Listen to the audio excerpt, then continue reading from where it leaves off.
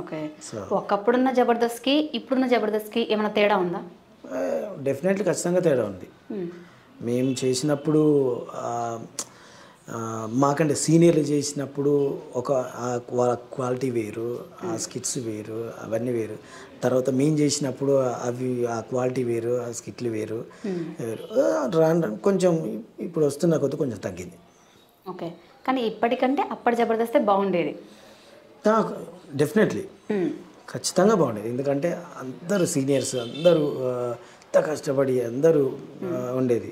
So ఇంకొక విషయం కూడా చెప్పొచ్చు. ఇప్పుడు అంటే అన్ని చేసిన స్కిట్లు కూడా అయి ఉండొచ్చు. ఇంకా కొత్తగా ఆలోచనలు రావాలంటే ఎక్కడి నుంచి వస్తాయి? అది కూడా ఒక కారణం. సో మూవీస్ చేస్తున్నా అంటున్నారు.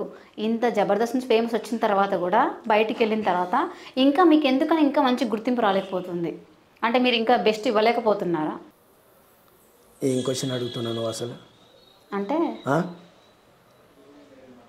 ఏం క్వశ్చన్ అడుగుతున్నామ్మా నువ్వు? అవునండి, తప్పేమని చెప్పండి. ఇప్పుడు బెస్ట్ ఇస్తేనే కదా మనకి. అదేనా నువ్వు అడిగేది? అదెందుకు అడుగుతావు అట్లా? అంటే నేను అంటే నాకు టాలెంట్ లేదా, లేకపోతే నాకు అవకాశాలు రావట్లేవు అంటున్నావా? సరే, ఇప్పుడు అవకాశం రాలేకపోతుంది అని. అవును, ఎందుకు అట్లా అంటావు? ఎందుకు అట్లా అడుగుతావు నువ్వు? అట్లా అడగొద్దు కదా. మరి ఎలా చెప్పండి ఒకసారి. అట్లా అడగొద్దు కదా. అదే నీకు బయట రావట్లేవా, నువ్వు యాక్టింగ్ చేయట్లేవా అని చెప్పేసి అడుగుతారా నువ్వు? సరే ఓకే సార్, అడిగే విధానం తెలుసుకోవాలి ఫస్ట్. అర్థమైందా? అట్లా అడుగు ఫస్ట్. ఓకే ఓకే, ఇది ఉంచుకో. నాకు అర్థమైంది. ఇది ఉంచుకో. నాకు తెలిసి ట్రోల్ చేద్దామని ప్లాన్ చేసిన జీవన్ నువ్వు. సరే, ఎనీవే మా పిల్లలు భయపడరు అక్కడ. మా మమ్మీ సీరియస్ అవుతుంది. అంటే చాలా మంది ఇప్పుడు సుధీర్ గారు ఉన్నారు, ఆయన జబర్దస్త్లో ఎంతో ఫేమ్ అయ్యింది. చెప్పా, ఇంత ముందు కూడా చెప్పా. సరే ఓకే, అవకాశం నాకు టాలెంట్ లేక అవకాశాలు అట్లా జనాలందరికీ తెలుసు నేను ఎంత కష్టపడ్డానో ఎంత చేశానో. కాకపోతే ఏంటంటే బయటకు వచ్చిన తర్వాత ఖచ్చితంగా కష్టపడక తప్పదు. అది అవకాశాలు రావాలంటే కొంచెం తిరగాలి. ఇప్పుడు జబర్దస్త్ వేరు, సినిమాలో ట్రై చేయడం వేరు. సో జబర్దస్త్ కోసం ఎంత ట్రై చేశానో సినిమాకి కూడా అంతే ట్రై చేయాలి, ఇంకా అంతకంటే ఎక్కువ ట్రై చేయాలి. అలా అయితేనే వస్తాయి. అలా అడుగు. నువ్వు అట్లా అడిగితే నాకు ఎంత బాధ అనిపిస్తుంది చెప్పు శిల్ప? నాకు బాధ అనిపించదా చెప్పు? ఏడుస్తున్నారా అండి? చూసినావా శిల్ప నిజంగానే షాక్ అయింది. Prank prank prank. నేనేం కాలేదు, నాకు తెలిసి ఇవన్నీ. అవునా? సరే, ఇప్పుడు మళ్ళీ సీరియస్ అవుతారా ఇక? సరే ఓకే, చూద్దాం. చూద్దామన్నా. ఓకే, ఇప్పుడు మూవీస్ శరపంజరంలో క్యారెక్టర్ ఏంటి? Friend character. ఇంతకుముందు కూడా ఒక మూవీ చేశారు, అందులో ఒక హీరోగా చేశారు అని అన్నారు.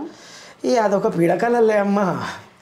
మా ఫేసులు హీరో ఫేసులు, నువ్వంటే హీరోయిన్ లాగా ఉంటావు. మేము చూసే కెమెరామెన్ కూడా నవ్వుతున్నాడు. ఏందో మా జీవితం. సార్ మీకేమైంది సార్? మంచిగా ఉన్నారు, పర్సనాలిటీ బాగానే ఉంది, హీరో మెటీరియల్ కదా మీది కూడా. అన్న కెమెరామెన్ అని బాగున్నారా? నువ్వు పర్సనాలిటీ బక్కగా అయిపోతే ఏమంటుంది చూడు. అయితే చేశా.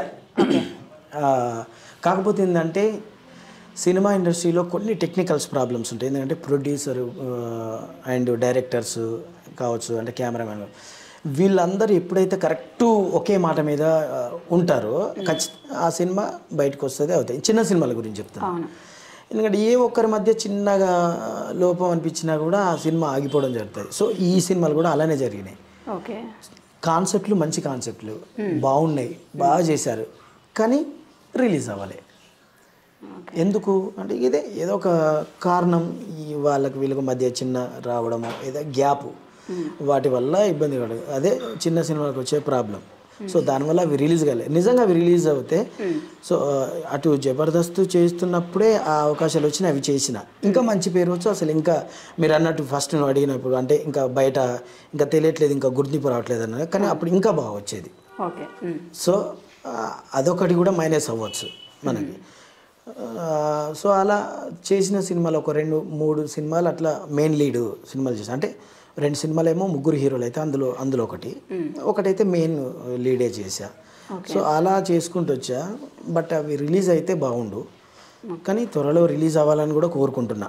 వస్తే కొంచెం మంచి పేరు వస్తుంది. ఇంకా జనాలు ఓహో అంటే ఒక డిఫరెంట్ టైప్ కదా. ఇప్పుడు జబర్దస్త్ అంటే ఫుల్గా నవ్వించి, ఇదైతే అన్నీ కదా, అటు సీరియస్, అటు ఎమోషన్ అండ్ కామెడీ ఇవన్నీ ఉంటాయి కాబట్టి మనలో ఉన్న కొత్త టాలెంట్ కూడా బయటపడుతుంది అని నా ఫీలింగ్.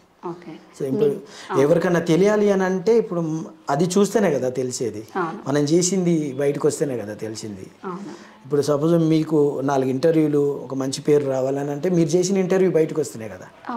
సో అలా బయటకు వస్తేనే మనకు పేరు వస్తుంది, బయటికి రావాలని కోరుకుంటున్నాం అంతే, మనం చేయగలిగింది అదొక్కటే.